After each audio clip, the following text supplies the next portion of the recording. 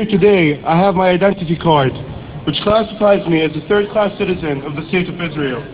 Now, this identity card right here is actually a fancy new one. The reason that it's new and fancy is because it has a biometric system in place.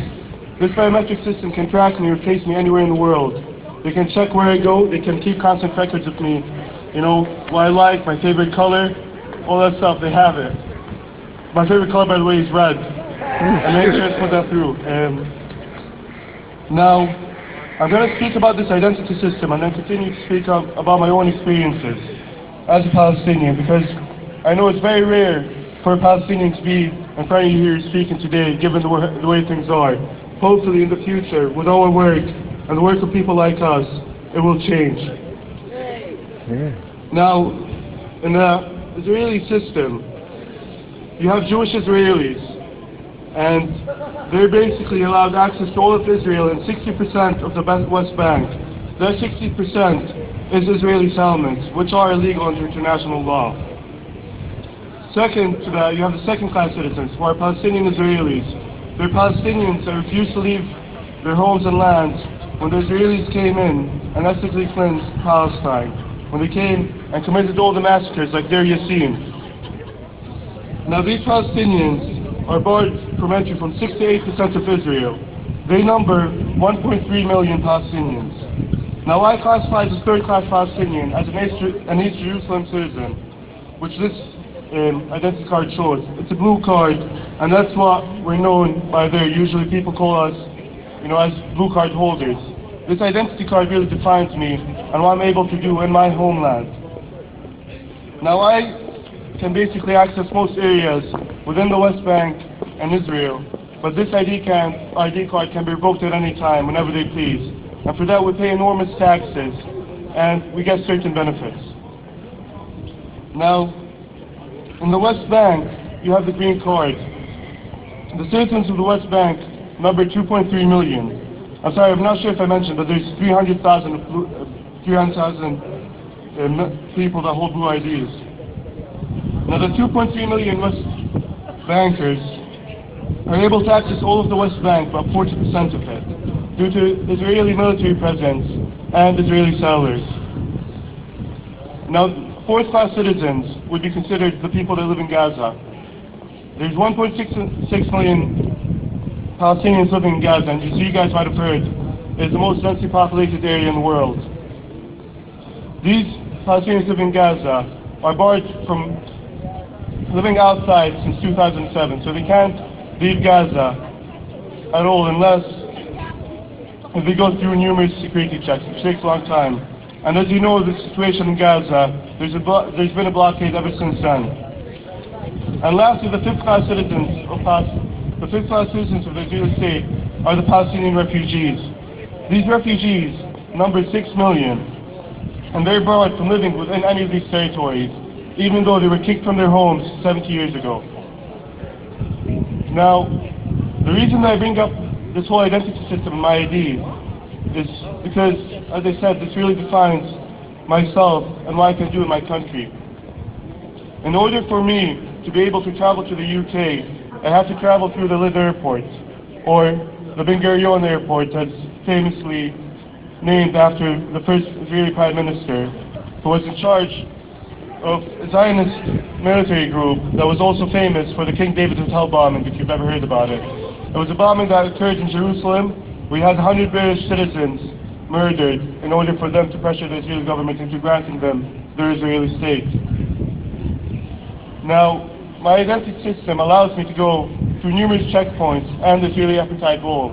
For me to go through this checkpoint, I have to wait an hour a day. I have to go through numerous checks, through numerous metal detectors, and to basically be called by numerous names for military fist or check. Now, as a Palestinian growing up, I've faced, as many Palestinians do, many, I would say, violations by the Israeli military. When I was 8 years old, in 2002, when the second Intifada occurred, I had my uncle who came over for a visit. It was in the middle of the day. It was just me, my older brother, and my grandmother and him. I remember the day quite well. You know, it's hard to forget such a day. Now I remember it was back then we didn't have DVDs or anything, we had videotapes. And me and my older brother were getting ready, we were rewinding. I remember it was The Mask. I don't know if you've ever watched it. Yeah. Nice comedy. So we were winding the movie, ready to watch it, and then we just hear this loud knock on the door. My older brother, who was 9 at the time, went and opened the door, and he just sees about 30 military armed men, by all masked, holding M16s and rocket launchers. Right next to us was a hospital. Given the way that our country is, a lot of buildings aren't where they're supposed to be. You could have a hospital in the middle of nowhere, and that's just how it is living under such an oppressive regime. Now they had the rocket launchers aimed at the hospital, aimed at the house, and they had the whole house surrounded. They asked for my uncle to leave, and they took us all outside. Now I was scared then, I was scared to leave. Of course I would, who wouldn't? I remember vividly, my uncle came out, he was as calm as anyone would ever be. And that calmness really assured me. He held my hand and he took me outside. In the corner of our garden, I had my grandmother and my older brother. They were sitting in the corner, and my grandmother was crying next to a barrel, and they had the Israeli army surrounding them. Well, I think it was about 3 of them, with their guns pointed at them. Now, when my uncle grabbed my hand, they were here to arrest him. I believe it was the captain of that faction, he pointed his M16 at my head. It was 6 inches away from my face, and told me to leave my uncle's hand. Now obviously I'm not going to leave my uncle's hand. You have a gun pointing my head. I'm scared, and the only person there that's making me feel assured is my uncle. Now my uncle calmly left my hand and pushed me away, just because I wouldn't leave it. I just held on to it tighter.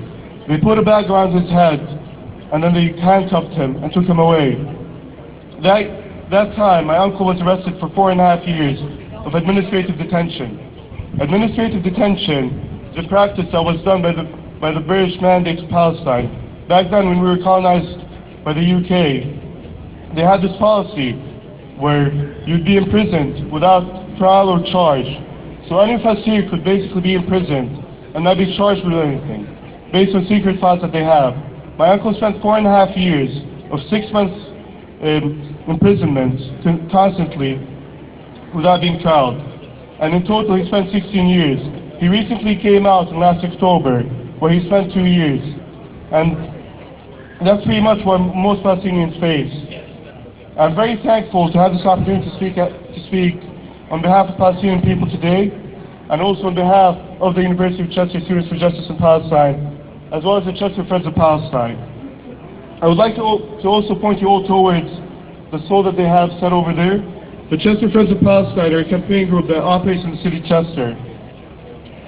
They campaign for the justice of Palestinian for the Palestinian people, for the self-determination of the Palestinian people, and for the right to the return for the Palestinian people. They hold numerous events within the city, and they're a great bunch of people on the social side of things. Again, thank you all for coming here, and for having all your stalls, and for this great May Day event. Thank you all.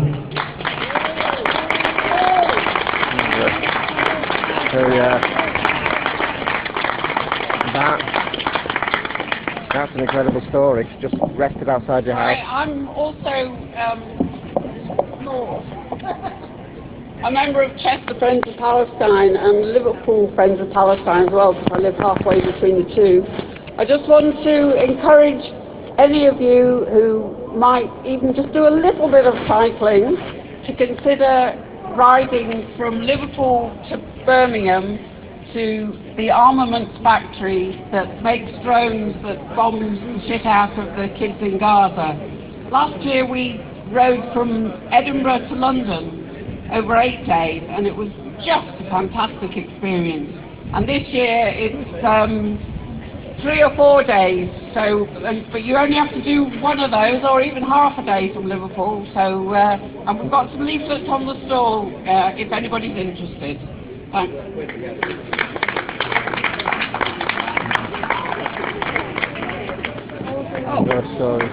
Okay, thanks for that. I think that was very interesting, and it's really important. Although we kind of focus on the disputes and the struggles we have locally, that we do pay attention to what's developing around the world, some of the horrible situations that are going on, and you know, some of the areas where that really need our support.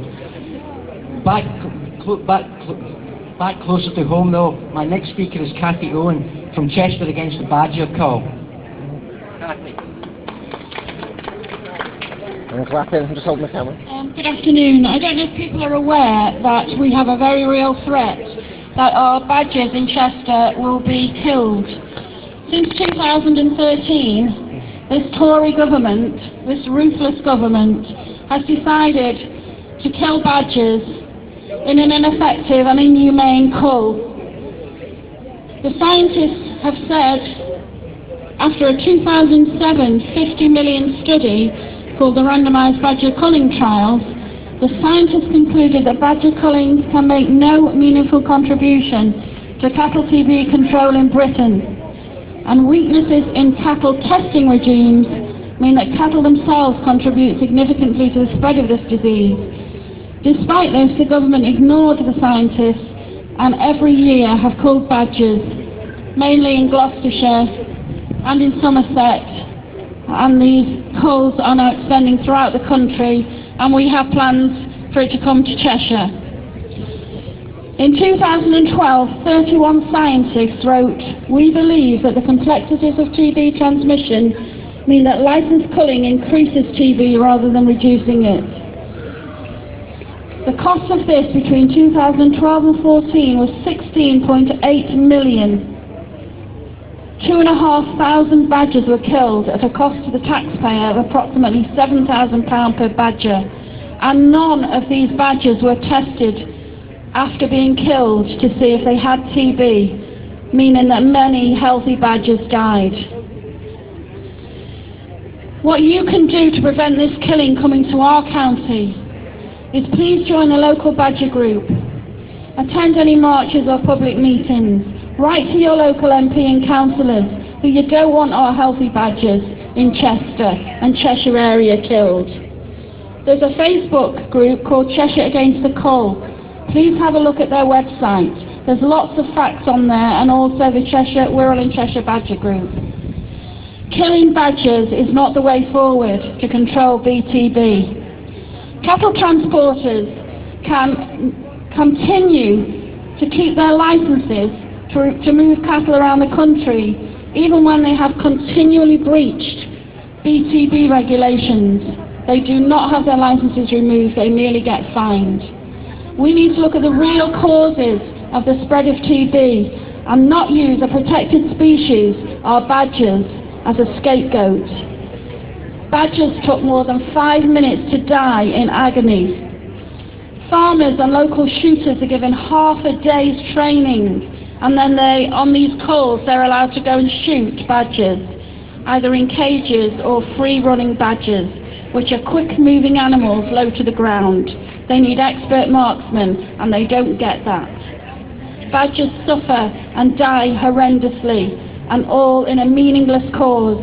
We need this government to look at the real causes of TB, to expand on the vaccination of badgers, which we have been doing in Cheshire.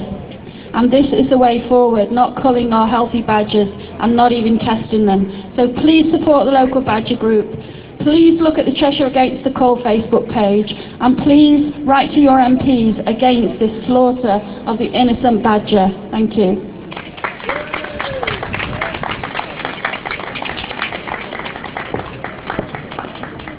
So we've talked a lot today about the disputes and the struggles that we're involved in, and the necessity for us to organise and fight for our interests. The ruling class, however, are very unkeen about this, and while we're familiar with the barrage of press lies and the kind of misinformation that we see nowadays, they will on occasions go further in their attempt to derail disputes and to penalise workers who have been in disputes.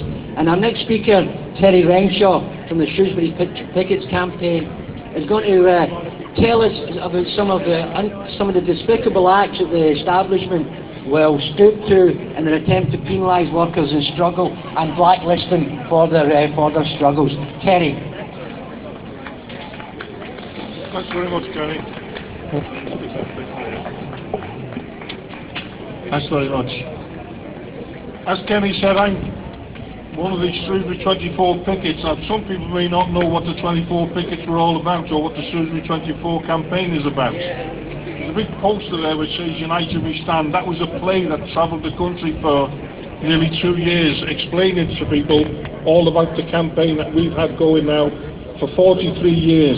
Yep, 43 years people have campaigned to get justice for 24 lads from North Wales. I'm one of them, 24, who was fitted up by the state,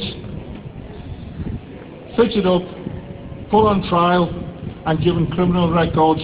6 went to jail. The most famous of the 2 who were on there, Ricky Tomlinson, was given 2 years jail. Des Warren was given 3 years jail. Not only was Desi given 3 years jail, he served his time in 17 different prisons.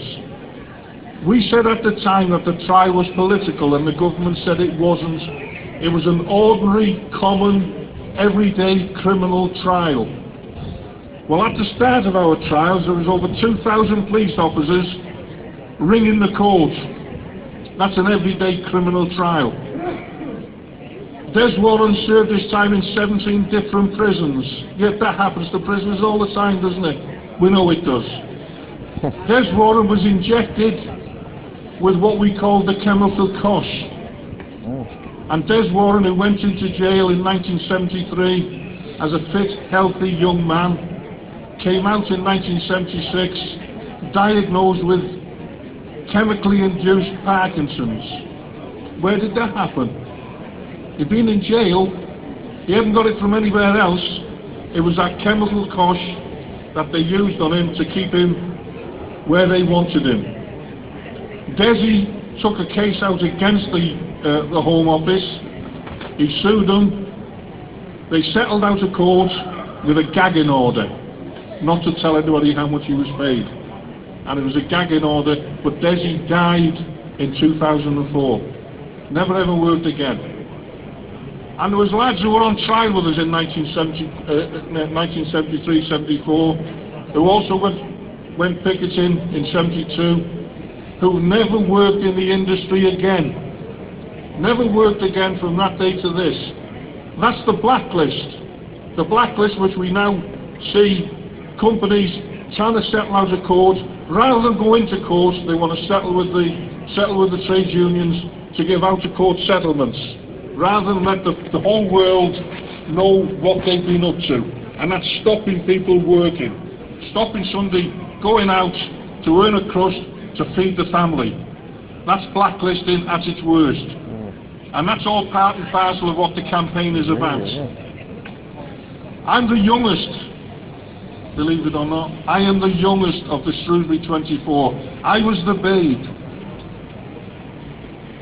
And since we've campaigned, in 2003, we asked for the release of all the papers from the trial, under the 30-year rule.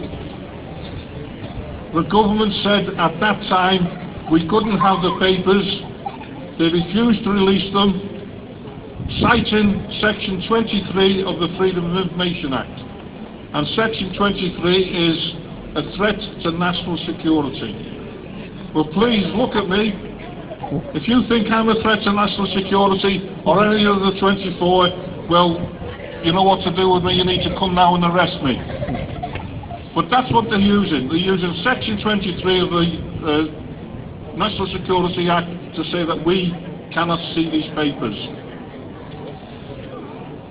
We've now submitted to the Criminal Cases Review Commission fresh evidence for a retrial. That was submitted on April the 3rd, 2012 at the CCRC offices in Birmingham. So now, we've had 3 case officers and 3 commissioners looking at those papers that we've sent in. We're heartened by that because they haven't kicked them back to us. They're looking at them, and that leads us to believe that they're accepting this as fresh evidence, and it will end up back in the Court of Appeal. There's stuff gone in now which wasn't seen at the time. because the defence, we didn't have sight of the stuff that the prosecution had, including letters from Ted Heath, believe it or not, who was the Prime Minister at the time, interfering in an everyday criminal trial. We have a letter which is heavily redacted from a man by the name of Sir Michael Hanley. Sir Michael Hanley was Director General of the British Secret Service, MI5. And we've got that letter from him, so we know now that the British Secret Service were involved. We also now, up to date, know that there's special police officers working on building sites, gathering information on building workers. What is so special about the building industry that they still have to gather this information? So we're still fighting, 43 years on, we're still fighting for that justice for 24 building workers. Just up the road here there's a pub called the Bull and Stirrup. That's where the alleged conspiracy took place in 1972. That's where the alleged conspiracy took place.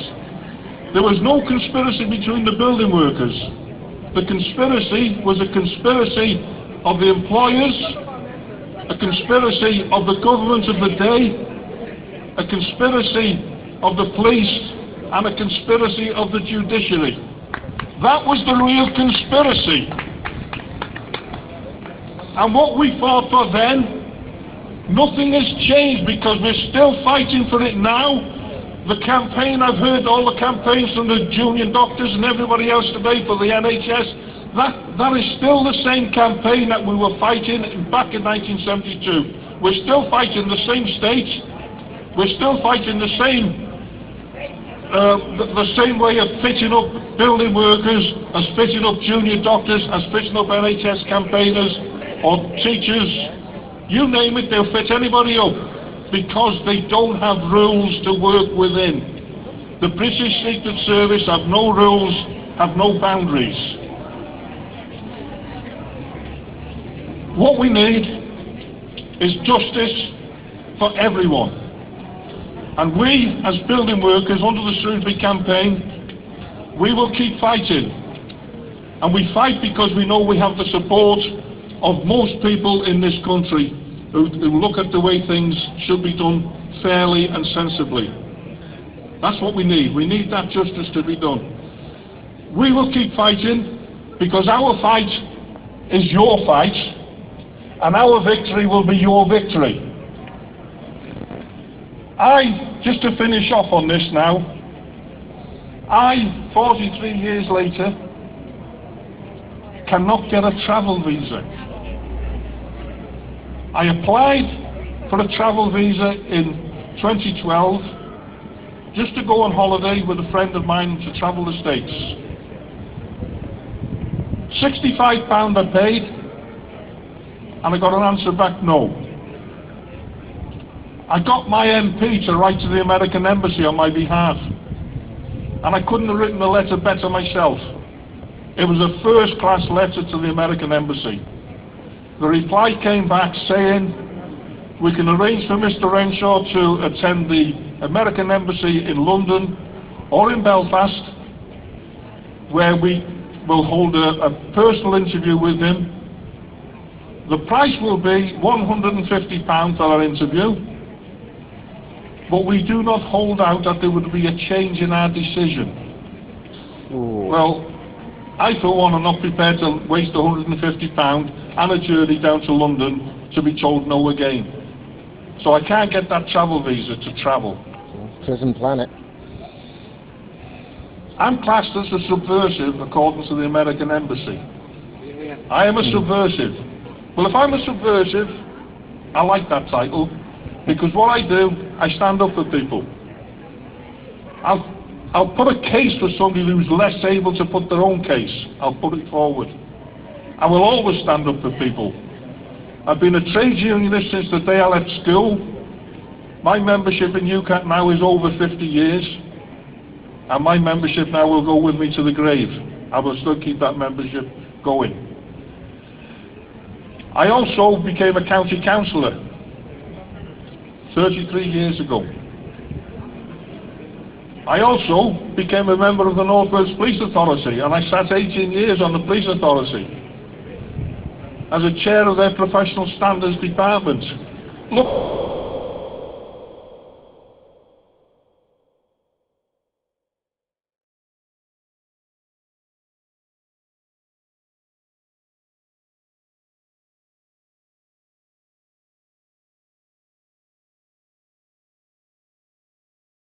to go on holiday to America. Oh, it's absolutely terrible. Well, I don't want to go there really. I finished my ties with there now. I don't want to go there. But I can tell everybody here, as a trade unionist,